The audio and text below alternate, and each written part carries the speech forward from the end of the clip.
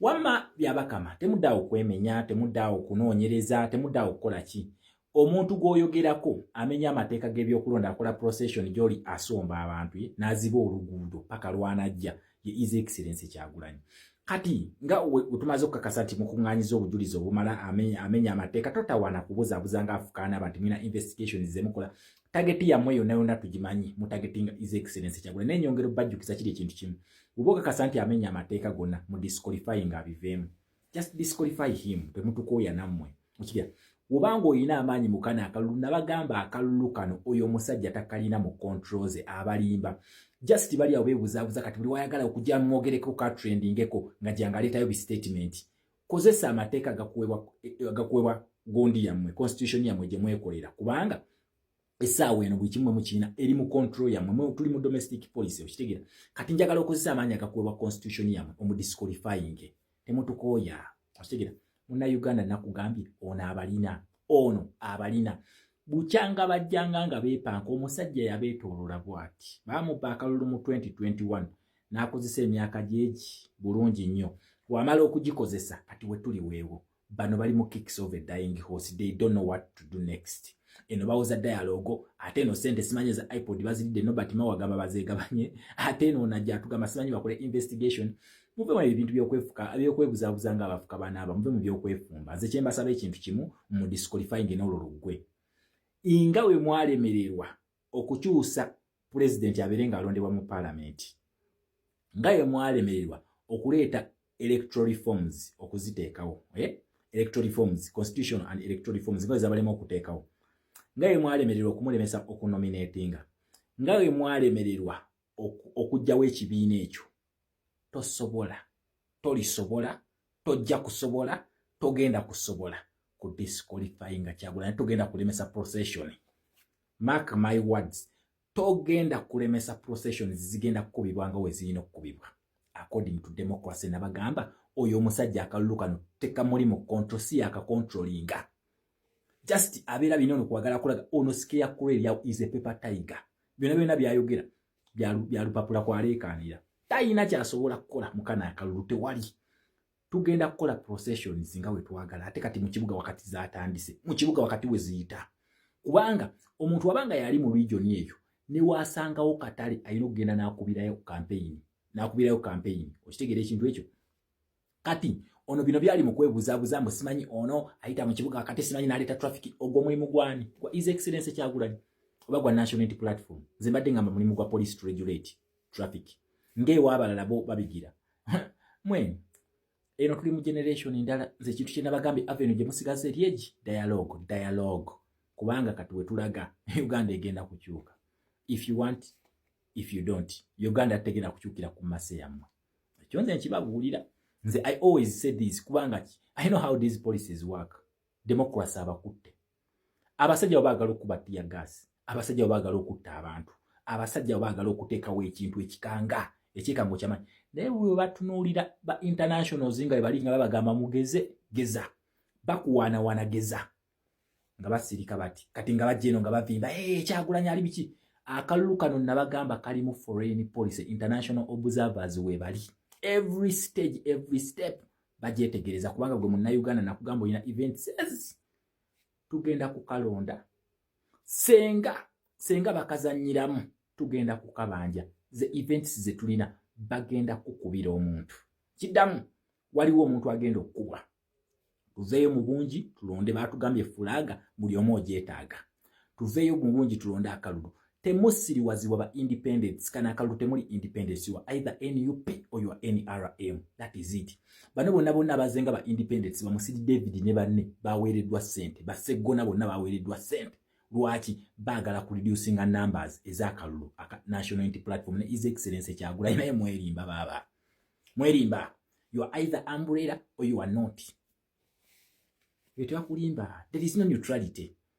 bano bonna abazenga ku neutrality nakugamba ekintu kibadde fisad democracy once we mukuba eno dictatorship badde basiriwaza kikyekola ebizotinga ku kintu opposition ebaddewo kati ne opposition ebiranga standing government badde kubanga yino okutaasa eri kati eno opposition nayo tujipibulungi ne tujiteeka weeja kati opposition eno erirayinga it is creating an opposition within a revolutionary force kibali mukola okitegera nkiddemu bano oyo official democracy ekolera mu opposition tubadde mu kintu beta fake opposition for the past 25 years ngekulibwa Segona Elias Lukwago Masaya Simpuga Kiza Besije n'abalala name them kati eri government we mujikuba mu policies bulungi nnyo ne mugiteeka weeja kyekola kye resultingako ejja nedda ku gundi yaayo it is kati eno fake opposition gyeberese kubanga jukira wana babeera basibye ekiwanyi tibali mukola ki mukubawanirira kati kasita mujikuba yonge ejja kuba n'abadde basiriwaza kati yonga yekweka mu bano nti bana abantu bano babeera basubscribinga kuki ku government ebeerawo ebeera etulugunya abantu dictatorship eyo kati dictatorship eyo ebeera creatinze force yaayo within the population okulaga nti baneeno mwe muli essuubi lyammwe okubajjira ku bali naye nga bano tebabibeeramu babeera bayamba continuity yakiri kati bano kasita mbakuba eri evaawo nabagamba bano twabakubadde omuntu kasita kuba mu policies abeera akumaze kati eri olw'okubanga eswadde tugimanyi nti ya yero kati erina okugjayo gundi yayo biyayo pulani biyayo be bano ba fake opposition kakati abaana ba people power balabira wala ne mulyokamu kubazina embwa ne muziteeka wezikola ki wezijja bulungi kati bano amaanyi gabawedde kati ekintu kye balizotinzeeko be bano ba independents abakoze eki abajjidde eno under fisad democracy ekintu bwe kiti wekikola okitegeera ekintu bwe kiti wekikola kati bano bamusiri David n'ekibinja kine banne bonna abajjanga ba independents ba mipiira ba bizindalo ba masaawa abo basewanyana bonna they are paid or sponsored kati mugenda kulabanga wali mukali akabinja kana akafisadi bagenda kujja kitono era ne wali limu NRA tebagenda kuleta ba independents okitegeera tebagenda kujja olwa system kati bo bakimanyi nti no wano babadde ba stronghold senga bali banajja ba independents babe ba NRM leaning independents nga luli babadde nga bali kubanga luli babadde bakimanyi nti byakusiriwaza ne bajjanga ba independent bajja yitawo balage nti waliwo ekinta buli mu parliament naye kati bakimanyi nti ba independents senga banajjanga ba side zaabwe kitegeeza nti obululu bwabwe budikoze eki babudividinze kati kyovula bafokasinze nnyo ba independents bano abajja ba mipiira ba masaawa ba masimu ba kolokolo bonna baberenga bavudde mu national unity party ba dividing support kati wali bakibayambe nti bo support ya babeera bagisigaza then bakwate nene ya fake bajigatte wali baberenga bakola ki baina win naye tubalaba we are seeing you we are watching you it is either umbrella or not you are either oppressed or not totunolira wala twebuzabuza muze nalonze PFF sibanyi nalonze musiri David ku president nilonda Kyagulanyi if it is a revolution we are winning together we are losing together we are bakuwadde Zahara Lyulika yoyo waffe period Zahara Lyulika yababeranga go bakuwadde byonna byonna betuwadde twekuba esawa bidde bali kati esawa eno it is us winning for a new Uganda tugamba new Uganda ina kubeera ready period which is an umbrella kategede mu Uganda so tebaddamu kuzanyira ku mitwe tebakuzanyira ku mitwe ono kugambye ono electoral commission is just a paper tiger tugenda mu democracy nga wayina okukola senga bamuzanyiramu tugenda ku activating human rights zigamba zitya demand kubanja kano ke kalulu akakola ki akasembayo so tebakubuzabuza tetulina ba independents tebaliyo